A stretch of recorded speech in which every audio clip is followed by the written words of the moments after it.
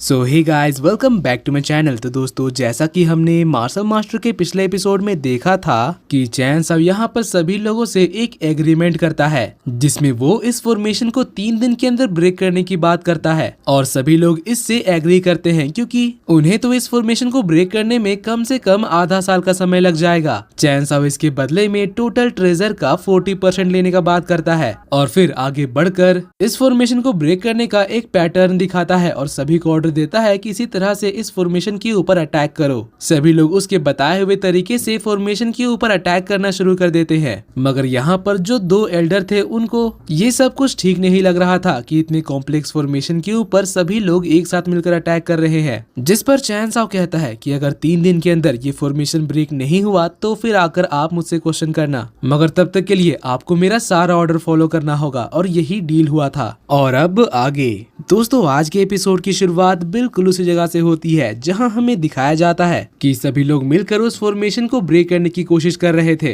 Quincy भी अपनी पूरी कोशिश कर रही थी। तभी वहां एक बंदा कहता है कि अब तो पूरे 2 दिन बीत चुके हैं मगर अभी भी इस फॉर्मेशन में एक भी मूवमेंट नहीं हुआ है, तो आखिर ये 3 दिन के अंदर ब्रेक कैसे होगा? क्योंकि अगर ये फॉर्मेशन 3 दिन के अंदर ब्रेक हो जाता तो कम से कम अभी तक हमें इसका कुछ तो साइन मिलता। तो इस पर उसका साथी कहता है कि एनीवेज चैन साव ने कहा था कि 3 दिन के अंदर इसको ब्रेक करेगा और अगर वो ऐसा नहीं कर पाया तो फिर एग्रीमेंट खत्म हो जाएगा और इसमें हमारा ही फायदा है। तो फिर वो बंदा कहने लगता है कि हाँ, तुमने बिल्कुल सही कहा, हमारा तो इसमें फायदा ही फायदा है। और फिर इस बात पर यहाँ पर बाकी सारे लोग भी हंसने लगते हैं। क्विंसी ये सब कुछ सुन रही थी, इसलिए वो थोड़ा परेशान हो जाती है और इस फॉर्मेशन को ब्रेक करने के लिए डबल मेहनत करना शुरू कर देती है। वहीं दूसरी तरफ बात करें चैन साव की, तो वो कह रहा था कि अब समय हो चुका है। फिर वो ऊपर हवा में जाकर अपने विंड मैजिक से 2 पावर स्लैश अटैक करता है।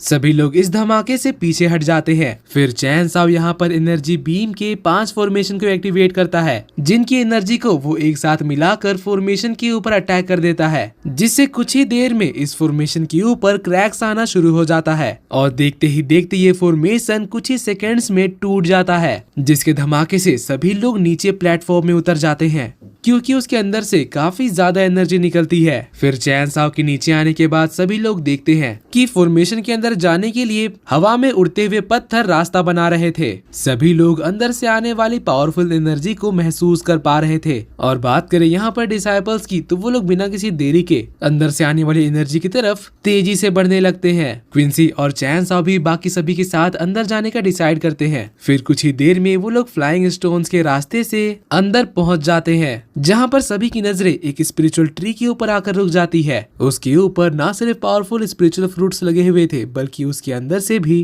प्योर एनर्जी निकल रही थी। मिस जाओ तो पूछने लगती है कि आखिर ये किस तरह का स्पिरिचुअल फ्रूट है? इतनी ज्यादा प्योर एनर्जी मैंने आज तक कभी भी किसी भी फ्रूट के अंदर से आते हुए नहीं देखा था। तभी वहाँ पर कुछ डिसाइपल्स बिना ज्यादा टाइम वेस्ट किए स्पिरिचुअल फ्रूट्स को तोड़ने के लिए आगे बढ़ते हैं, मगर जैसे ही वो पेड़ के पास पहुँचते हैं चैन साव उनके सामने आ जाता है और एक एनर्जी का ब्लास्ट करता है, जिससे वो लोग घायल होकर नीचे गिर जाते हैं और कहने लगते हैं कि चैन साव, आखिर तुम ये क्या कर रहे हो? कहीं ऐसा तो नहीं कि तुम स्पिरिचुअल ट्री के सारे फ्रूट्स को खुद ही रखना चाहते हो? तभी वहाँ पर क्विंसी चैन साव के पास जाकर खड़ी हो जाती है और उन सबसे कहती है कि तुम सब ने पहले ही एग्री कर लिया था कि चैन साव यहाँ के ट्रेजर का 40% चूज कर सकता है और इस बात को सिर्फ कुछ ही दिन हुए हैं, तो आखिर तुम लोग इतनी जल्दी ये एग्रीमेंट कैसे भूल सकते हो? वो लोग किसी तरह से लड़खड़ाते हुए उठकर खड़े होते हैं, मगर चैन साव उनसे कुछ नहीं कहता। वो सीधे उनके मास्टर से पूछता है कि बताइए, क्या अभी भी हमारे बीच में जो प्रॉमिस हुआ था, जो एग्रीमेंट हुआ था, वो अब भी लागू होता है या नहीं? तो फिर वो दोनों मास्टर थोड़ा सोचने के बाद कहने लगते हैं कि मास्टर चैन साव, आपने एग्रीमेंट के टाइम के हिसाब से इस फॉर्मेशन को 3 दिन के अंदर ब्रेक कर दिया, इसलिए वादे के मुताबिक ये एग्रीमेंट अब भी लागू करता है। आप यहाँ के 40% ट्रेजर को अपनी मर्जी से चूज कर सकते हो।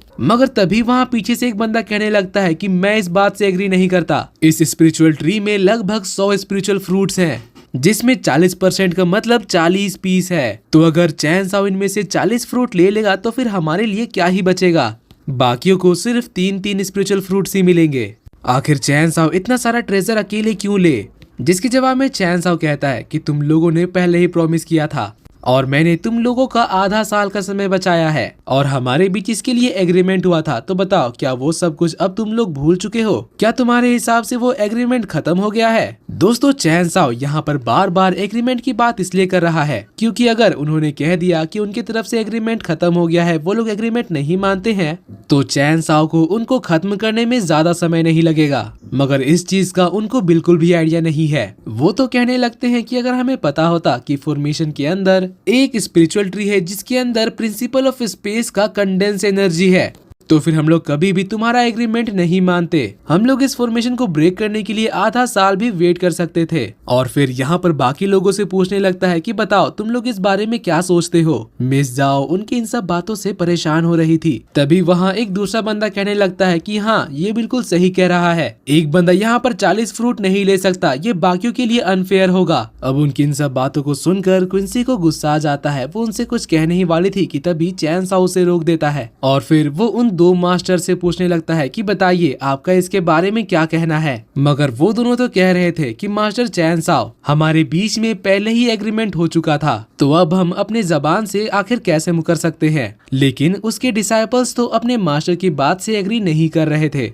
वो लोग कहने लगते हैं कि मास्टर, आप बिल्कुल गलत हैं। हम मानते हैं कि चैन साओ ने यहाँ पर अपना एफर्ट दिखाया था जिसकी वजह से हमारा काफी समय बचा है और इसीलिए हमें उसे 10 स्पिरिचुअल फ्रूट देना चाहिए, जिससे बाकियों के लिए 5-5 बचेगा, जो कि एक रीजनेबल बात है। सभी डिसाइपल्स यहाँ पर उस बंदे की बात से एग्री कर रहे थे। मगर अब चैन साओ काफी सुन चुका था। वो हंसते हुए कहता है कि लालची लोग। मगर वो डिसाइपल तो अब अटैक करने के लिए तैयार हो चुका था और अपने बाकी साथियों से भी कहने लगता है कि हम लोगों की संख्या यहाँ पर काफी ज्यादा है, क्या हम लोग इस चैन साओ को अकेले हैंडल नहीं कर पाएंगे? हमें मिलकर इसको सबक सिखाना होगा। और फिर इतना कहते ही वो सभी लोग मिलकर चैन साओ के ऊपर अटैक करने बढ़ते हैं, जिसको देखकर चैन साओ कहता है कि खुद को ज्यादा 30 मार खान समझने वाले अक्सर अपने मुंह के बल नीचे गिरते हैं। और इतना कहते ही वो अपने स्वॉर्ड से एक पावर स्लैश अटैक करता है, जिससे वो डिसाइपल जो कि ज्यादा बोल रहा था वो कहाँ जाकर गिरता है किसी को पता ही नहीं चलता। बाकी सारे डिसाइपल तो ये सब कुछ देखकर बहुत ज्यादा डर जाते हैं और आधे रास्ते में ही रुक जाते हैं। और दोस्तों, इसी के साथ आज का ये एपिसोड यहीं पर खत्म होता है। अगर आपको मेरी एक्सप्लेनेशन और ये एपिसोड पसंद आई तो प्लीज वीडियो को लाइक कर देना और जाने से पहले चैनल को सब्सक्राइब करके बेल नोटिफिकेशन भी ऑन कर लेना, ताकि जैसे ही इसका नेक्स्ट एपिसोड आए तो आपको सबसे पहले पता चल जाए। तो मिलते हैं आपसे अगली वीडियो में, तब तक के लिए bye bye, be happy, be safe and thanks for watching.